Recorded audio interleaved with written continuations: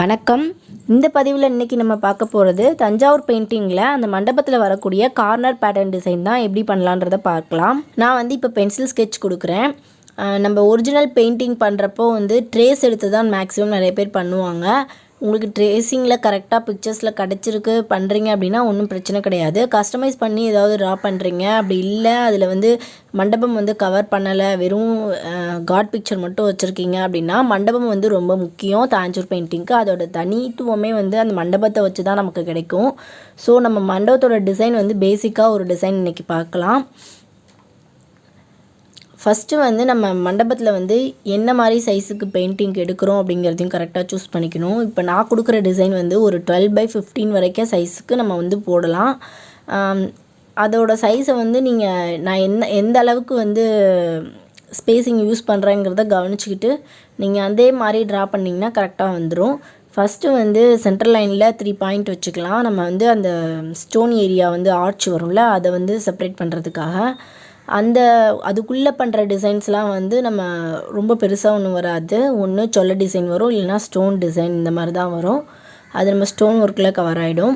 அடுத்தது அதுக்கு மேலே இருக்க ஸ்பேஸிங் தான் பார்க்க போகிறோம். 2 பக்கமும் ஈக்குவலாக ஆர்ச் போடணும் அப்படின்னா இந்த மாதிரி ஒரு லைன் போட்டுட்டு சென்ட்ரல் லைன்லேருந்து இங்கே எவ்வளோ டிஸ்டன்ஸ் இருக்கோ, லெஃப்ட் சைடு ரைட் சைடு எவ்வளோ டிஸ்டன்ஸ் இருக்கோ அதே அளவு லெஃப்ட் சைடுக்கும் நம்ம டிஸ்டன்ஸ் கொடுத்துக்கணும்.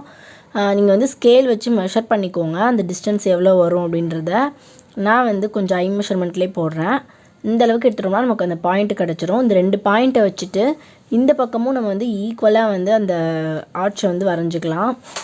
இந்த ஆர்ச் எவ்வளோக்கு கிளியராக நமக்கு கிடைக்கிதோ அந்த அளவுக்கு கிளியராக நமக்கு மண்டபம் நீட்டாக ஃபினிஷிங்காக கிடைக்கும். நமக்கு டிசைனும் ஈக்குவலாக 2 பக்கமும் நமக்கு அந்த பேட்டர்னும் ஈவனாக தெரியும், இல்லைனா அன்ஈவனாக நமக்கு கிடைக்கும் உள்ளே போடுற டிசைனுமே.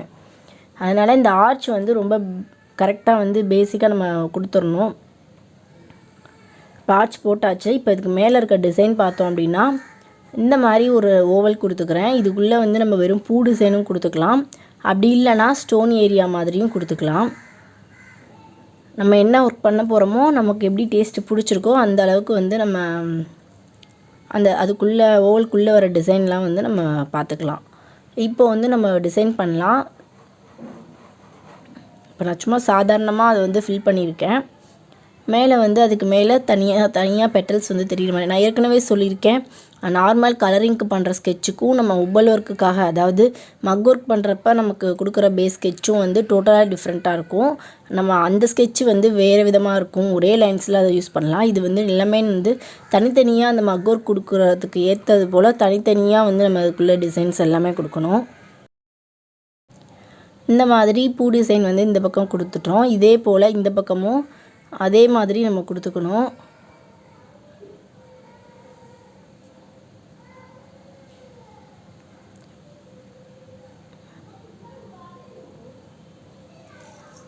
இதுக்கப்புறம் பார்த்தோம் அப்படின்னா இந்த பக்கம் வெளி டிசைன் கொடுக்கணும். அந்த ரிமைனிங் ஸ்பேஸ் இல்லாமல் ஃபுல் ஸ்பேஸுக்கும் நம்ம டிசைன் கொடுத்து ஃபில் பண்ணிடணும்.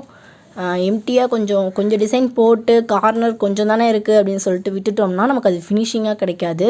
ஃபினிஷிங்காக தெரியணும் அப்படின்னா நமக்கு ஸ்பேஸை எம்டியாக விடாமல் ஃபுல்லாக கவர் பண்ணி நம்ம அந்த டிசைன் பண்ணணும். அப்படி பண்ணால் தான் நம்ம சாதாரணமான ஒரு டிசைன் போட்டிருந்தா கூட அந்த மாதிரி ஒரு ஃபில்லிங்காக கொடுக்குறப்ப அது பார்க்க நல்லாயிருக்கும். இதுவே நீங்கள் நல்ல டிசைனாக ஒரு பூவை போட்டு சைடில் ஸ்பேஸ்லாம் விட்டுட்டிங்க அப்படின்னா அது நமக்கு ஒரு ஃபில்லாக தெரியாது.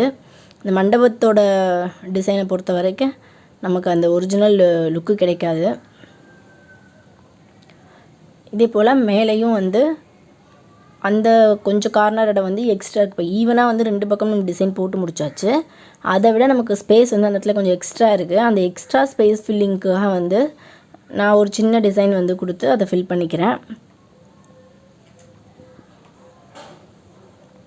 இப்போ இதே போல் நம்ம இந்த பக்கமும் ட்ரா பண்ணணும். இந்த பக்கம் ட்ரா பண்ணுறப்பவும் மேக்ஸிமம் ஒரே அளவுக்கு ஸ்பேஸ் ஒரே அளவுக்கு எல்லாமே கொடுத்து லெஃப்ட்டு ரைட்டு கொஞ்சம் ஏற்ற இறக்கம்லாம் இல்லாமல் கரெக்டாக கொடுக்கணும்.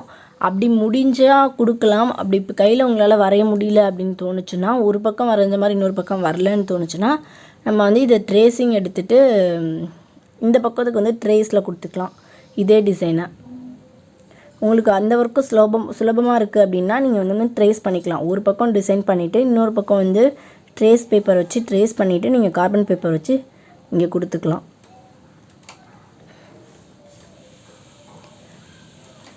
அந்த சென்ட்ரல் ஏரியாவில் வந்து ஸ்டோன் வைக்கிறதுனா ஸ்டோன் வச்சுக்கலாம். அதுக்காக தான் இந்த மாதிரி டிசைன் கொடுத்துருக்கேன்.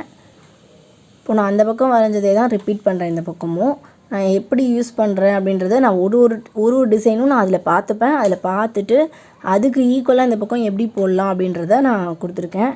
இப்போ பாருங்கள், ஈஸியாக போடணுன்னா எந்த மாதிரி கொடுக்கலாம் அப்படின்றதையும் ஸ்டெப் பை ஸ்டெப் இதில் வந்து காட்டியிருக்கேன் பாருங்கள்.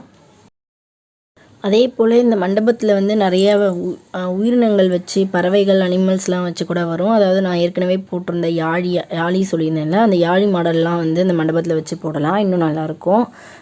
அப்புறம் பறவைகளில் வந்து கிளி இந்த மாதிரி நிறைய உருவங்கள் வச்சு கூட இந்த மாதிரி மண்டபம்லாம் நிறைய டிசைன் பண்ணலாம்.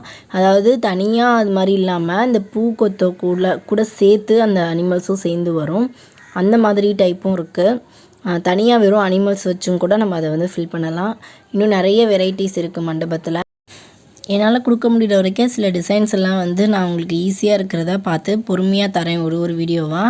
நீங்கள் என்னோடய வீடியோஸ் எல்லாத்தையும் மிஸ் பண்ணாமல் ஸ்கிப் பண்ணாமல் பார்க்கணும் அப்படின்னு நினச்சிங்க அப்படின்னா நம்ம சேனலை சப்ஸ்கிரைப் பண்ணிவிட்டு கூடவே ஆளுங்கிறதையும் செலக்ட் பண்ணிவிட்டு பெல் ஐக்கானையும் கிளிக் பண்ணிக்கோங்க.